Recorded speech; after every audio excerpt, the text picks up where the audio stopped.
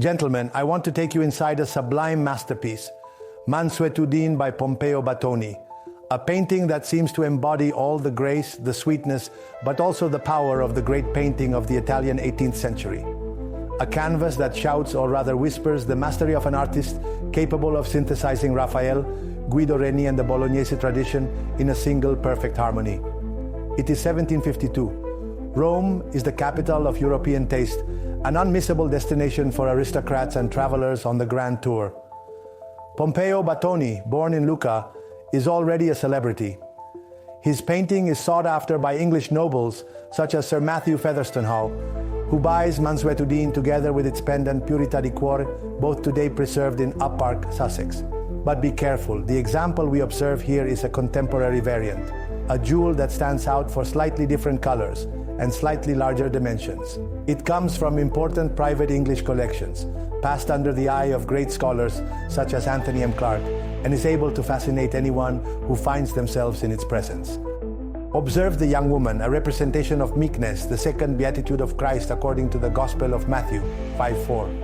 She cradles a lamb, which is not a simple little animal, but a symbol of the Lamb of God, innocence and sacrifice.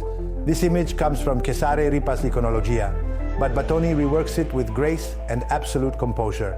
The colors are warm, almost velvety, lobster red, dark pink, the ochre of the cloak, the delicacy of the mauve ribbon woven into her hair. A set of tones studied to make the figure luminous, alive, tangible.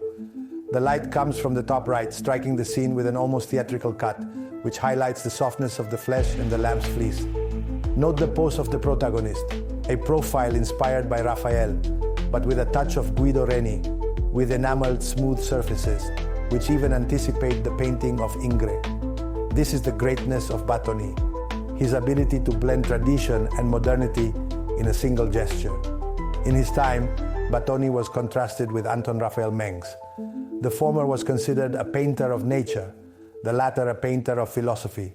Onofrio Boni, in his Elogio of 1787, writes, "Batoni was less profound but more natural." And looking at this work, we cannot help but agree with him. Mansuetudine releases a tender, poetic, almost palpable feeling. Batoni strikes nature in the act, captures it in its movements, and we are enraptured by it. While Mengs sought ideal perfection through study and reflection, Batoni achieved it instinctively, thanks to an innate sensitivity. It is the triumph of grace, of the affectionate gesture, of the silent dialogue between the woman and the lamb. The history of art is not only made of theories, but of emotions, and Batoni demonstrates this with this extraordinary painting lesson. This is why Batoni's Mansuetudine is not just a devotional painting or a refined personification of bliss. It is a hymn to beauty, to humanity, to the sweetness of feelings. Looking at it, we feel closer to that luminous 18th century that still moves us today. So let yourself be conquered by the eloquent silence of this young woman and her lamb. And remember, art is not just to be looked at, but to be felt. And Mansuetudine is here to remind us of this.